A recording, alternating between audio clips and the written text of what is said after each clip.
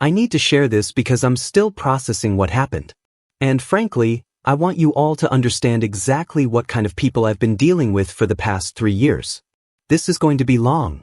So, if you're here for the drama, buckle up. So, here's the thing. Nobody in my family knew, and I mean nobody. 5 years ago, when I was 21 and finishing up my last year of college, my grandfather passed away. He was my mom, Cassandra's dad, and we'd always been close. I spent summers at his place. He taught me how to fix cars. We'd watch baseball games together, the whole deal. When he died, I was devastated. But I was also dealing with finals and trying to graduate, so I didn't have much time to process everything. About 2 weeks after the funeral, his lawyer contacted me directly. Apparently, my grandfather had updated his will a few years before he died, and he'd left his house to me, not to my parents, not split between the family, just to me. The house where my parents had been living for the past 15 years. The lawyer explained that my grandfather had concerns about my parents' financial decisions and wanted to make sure the property stayed in the family long term. He'd seen them blow through money before and didn't trust them with a valuable asset. I was 21, barely graduated, and suddenly owned a 3-bedroom house in a decent neighborhood that was completely paid off. The lawyer walked me through everything. Property taxes, insurance, maintenance, all of it. He also advised me, and I'm quoting here, that I should think very carefully about when and how I disclose this information to my family. I thought about it for maybe 3 days before I decided I wasn't going to tell them. Not yet. And definitely not because I'm some evil mastermind, but because I knew exactly how this would go down. My parents would either demand I sign the house over to them immediately, or they'd make my life absolutely miserable until I moved out and let them have it anyway. My mom had been bitter about money for years, always comparing herself to her friends, always talking about what she deserved. My dad, Craig, just went along with whatever she said. So I kept my mouth shut. I moved back into what everyone thought was my parents' house, but was legally mine. I got a job, started paying the property taxes out of my own pocket through an online portal. They never checked. Kept up the insurance payments, handled repairs when needed. My parents never looked at any of the actual paperwork because they just assumed everything was still in my grandfather's name and would eventually transfer to them. For the first year, things were fine. I had a decent job in logistics. I paid for my own food, did my own laundry, stayed out of their way. But then my brother Gavin, who's 3 years younger than me, graduated high school and went straight into a trade program. Within 18 months he was making good money as an electrician, bought himself a truck, moved into his own apartment, and suddenly I became the family disappointment. My mom started making comments, little ones at first, about how Gavin was so independent, so mature, so driven, how I was still living at home at 24 while my younger brother had his own place.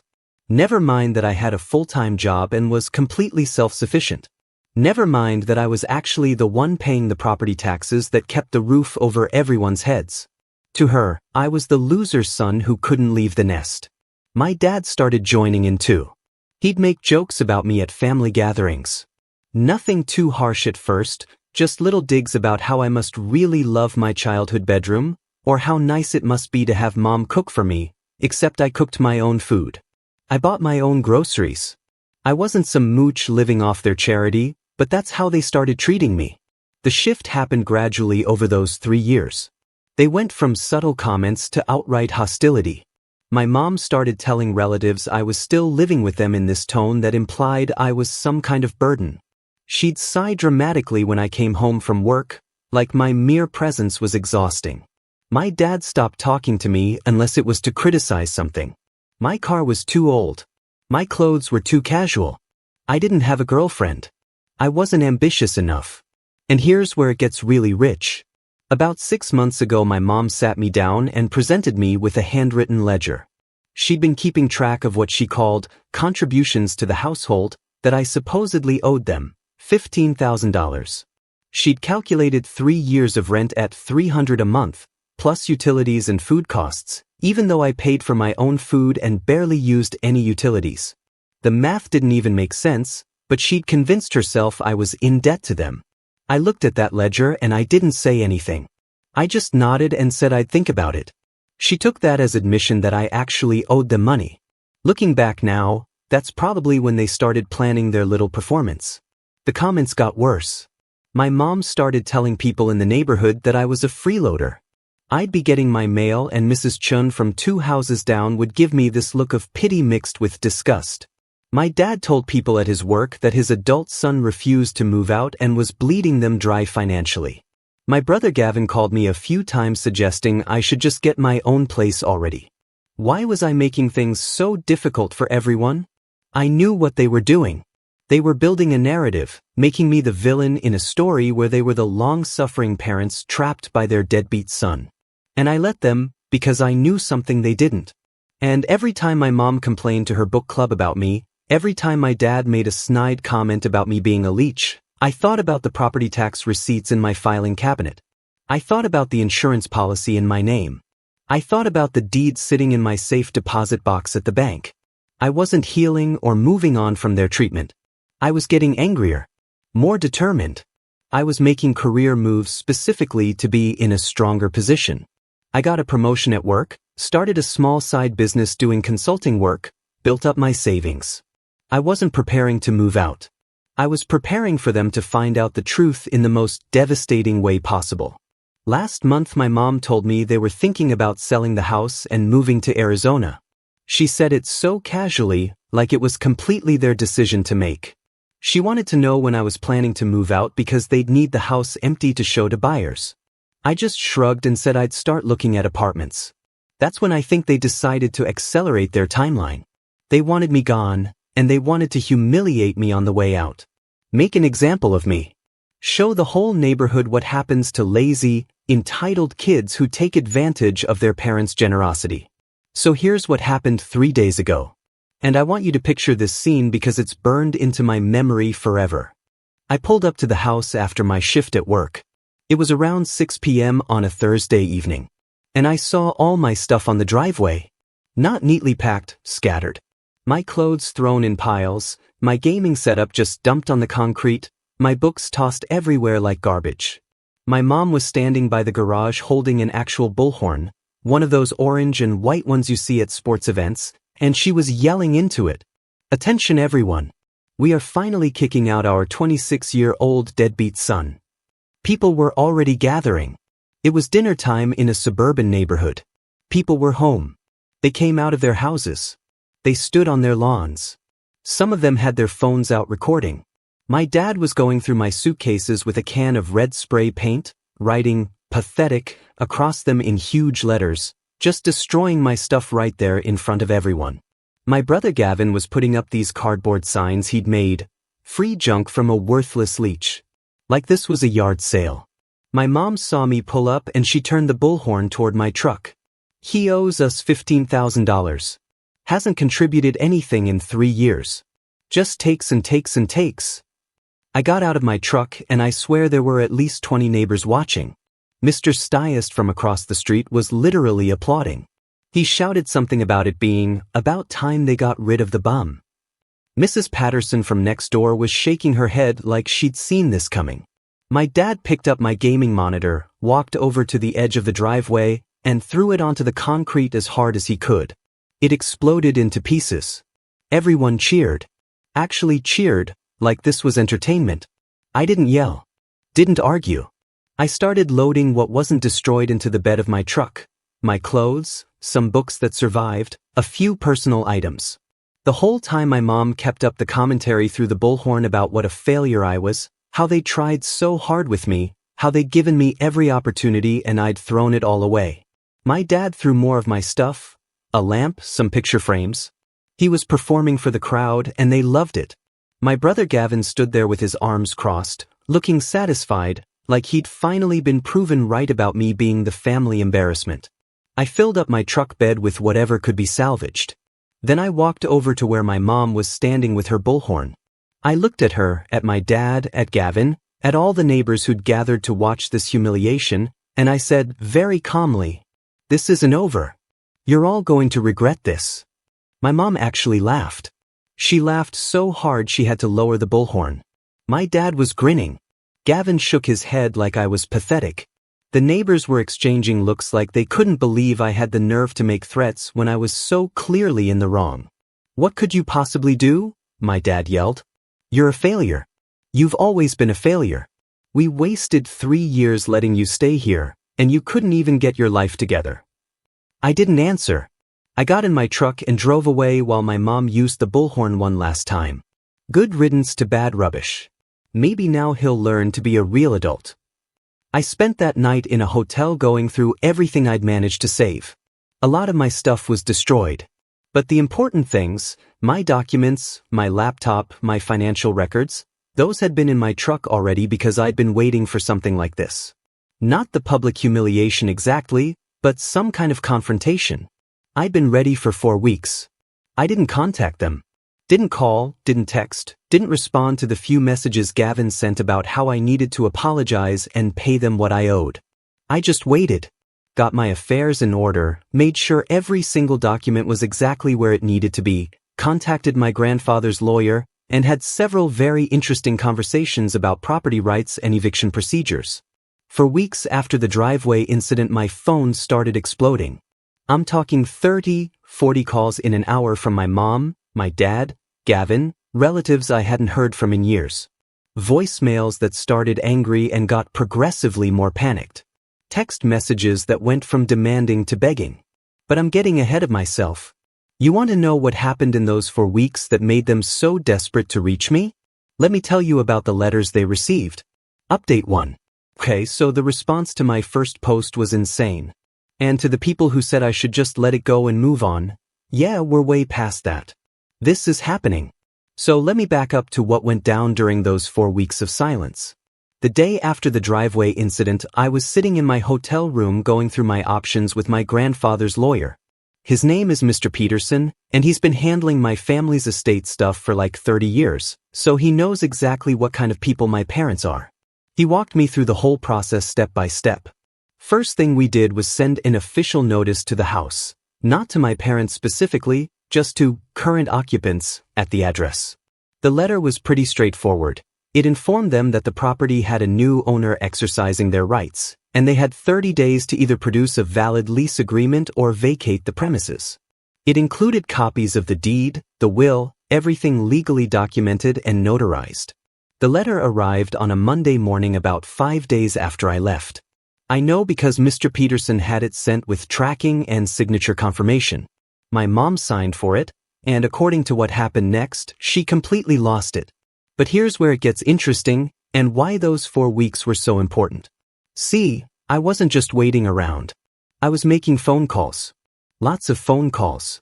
Because during those 3 years of living there I'd heard things. My parents talked about their plans constantly, assuming I was too much of a disappointment to pay attention or matter. 6 months ago they'd started seriously talking about selling the house and moving to Arizona. They'd visited Phoenix twice, looked at retirement communities, the whole deal. They'd told everyone in the family about their big plans. My dad was going to retire early. My mom was going to finally live the lifestyle she deserved. They had it all mapped out. And here's the thing that made me furious when I found out. They'd already put down a deposit on a condo in Scottsdale, $15,000 non-refundable. The same amount they claimed I owed them. They'd been planning to use money from selling their house to cover the rest of the purchase. The condo was supposed to close in 3 months. So when that letter arrived telling them they didn't own the house, they didn't just lose their current home, they lost their entire future plan, and that $15,000 deposit was gone because there was no house sale money coming. My mom called me 12 times the first day. I didn't answer. She left voicemails that went from confused to angry to absolutely panicked. The first message was her saying, "There must be some mistake, some clerical error with the estate. Could I please call her so they could sort this out?" By the 6th message, she was yelling that this was ridiculous. Obviously the house belonged to them. My grandfather would never have done something so cruel. My dad's messages were different. He started off trying to be reasonable. "We should sit down and discuss this like adults. Surely there's some misunderstanding." But by his 3rd call he was telling me I was being vindictive and childish, that I was ruining the family over some grudge, that I needed to grow up and stop playing games. I deleted every single message without listening to them all the way through. I knew what they'd say. I'd spent 3 years listening to them tear me apart. Now it was my turn. Gavin called too, but his angle was different. He left me a message saying I was being absolutely insane, that Mom and Dad had worked their whole lives for that house, that I had no right to do this to them. He said I was destroying the family out of spite because I couldn't handle being the unsuccessful son. He actually called me the unsuccessful son, like the house I owned was somehow still proof that I was the failure. Week 2 is when things got really messy. My parents hired a lawyer. Not a good one, apparently, because the guy called Mr. Peterson trying to argue the will was invalid, that my grandfather wasn't of sound mind, that there was clearly undue influence. Mr. Peterson shut that down in about 10 minutes. The will was airtight. My grandfather had been evaluated by 2 different doctors just to prevent anyone challenging his mental state. Their lawyer backed off immediately, but my parents didn't give up. They started calling other family members trying to build a case that I was a terrible person stealing their home. They called my mom's sister Oilia, who I'd always gotten along with, and told her this whole sob story about how ungrateful and cruel I was being, that I was making them homeless. Oilia called me. She was the first family member I actually answered for, because I knew she'd been lied to. I told her everything. The driveway incident, the 3 years of abuse and humiliation, the bullhorn, the destroyed belongings, the neighbors watching them trash my stuff for entertainment, the property taxes I'd been paying, the ledger, all of it. There was this long silence on the phone. Then Oilia said she needed to think about it and hung up. 2 days later my mom called me screaming that Oilia had betrayed them, that the whole family was falling apart because of me. That's when I learned my parents had been borrowing money from Oilia, small amounts at first, added up to about $8,000 over 3 years, money they'd promised to pay back as soon as we sell the house. Except now there was no house to sell. Oilia wanted her money back. Things got ugly. The family split. Week 3 my mom tried a different approach. Long texts about how hurt she was, how she'd sacrificed so much, how she couldn't believe I'd turn on them like this, that they'd only done the driveway thing because they were desperate. I finally responded with one text. I paid the property taxes for 3 years. I have receipts. Check your records. She didn't text back for 2 days. When she did it was, we need to talk about this in person. I didn't reply. Week 4 the 30 days were almost up.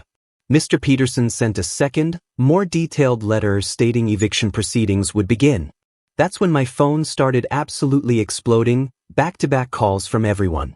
My voicemail was full within an hour. In all those dozens of messages, not one of them apologized for the driveway incident. Not one said sorry for destroying my belongings or publicly humiliating me. Their only concern was their own situation. I finally answered one call, my mom. She went on for 5 minutes about how I was destroying them, how ungrateful and spiteful I was. When she stopped to breathe, I said, "You have 2 weeks to be out. Take your belongings. Leave the keys on the kitchen counter." She started screaming that I couldn't do this. It was illegal. They'd lived there 15 years. I told her to check with her lawyer about what rights you have when you don't own the house and never had a lease. Then I hung up.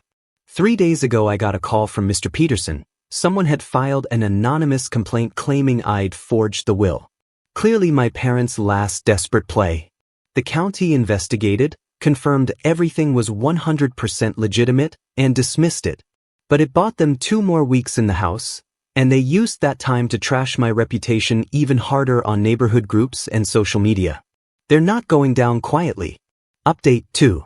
You guys, the support has been overwhelming, and yes, I installed cameras, got everything photographed, prepared for them to trash the place out of spite. I'm way ahead of you. The county wrapped up, confirmed the will was real, complaint dismissed as frivolous. Mr. Peterson sent a letter saying any further false filings would mean personal legal action. My parents refused to leave, so we went straight to formal eviction. Inspection day came. They tried to block us. I called police. Officer confirmed I was the owner. Forced entry for the walkthrough. The house looked the same but felt wrong. My old bedroom turned into a gym/storage room. Master bedroom completely renovated with brand new expensive furniture while they claimed poverty. Then came the eviction hearing. Their lawyer tried every weak argument in the book. Judge shut it all down in minutes. ruled in my favor, 10 days to vacate or the sheriff removes them. They still tried to strip the house, took appliances, light fixtures, caused thousands in damage. Judge denied every extension. Day 10, 5 p.m. deadline. At 4:30 their cars were still there. Sheriff showed up, gave them 15 minutes to grab essentials. They left crying and furious. I walked in, light fixtures gone, holes in walls, profanity scratched into hardwood, sticky crap poured on counters, appliances missing. Pure spite. Estimates came back $12,000 in repairs. Lawsuit filed. They got served 3 days ago. Now they're sleeping on Gavin's couch, lost their $15,000 deposit, facing a $12,000 judgment, family split, reputation destroyed. And still, not one apology for the bullhorn, the destroyed belongings, or 3 years of calling me worthless. People keep asking if I feel bad. The answer is no. For 3 years they treated me like garbage, convinced everyone I was a leech, publicly humiliated me while neighbors cheered. Now they get to feel what it's like to lose everything because of someone else's cruelty. The lawsuit hearing is in 6 weeks. Mr. Peterson asked if I'd settle for less. I said no. I want every single dollar, and if they can't pay up front, we'll garnish wages and put a payment plan on them for years. This is what happens when you underestimate someone you've treated like they're beneath you for years. This is what happens when you assume someone will just take your abuse forever. Hidden lies. They gambled I'd always be their failure of a son. They lost.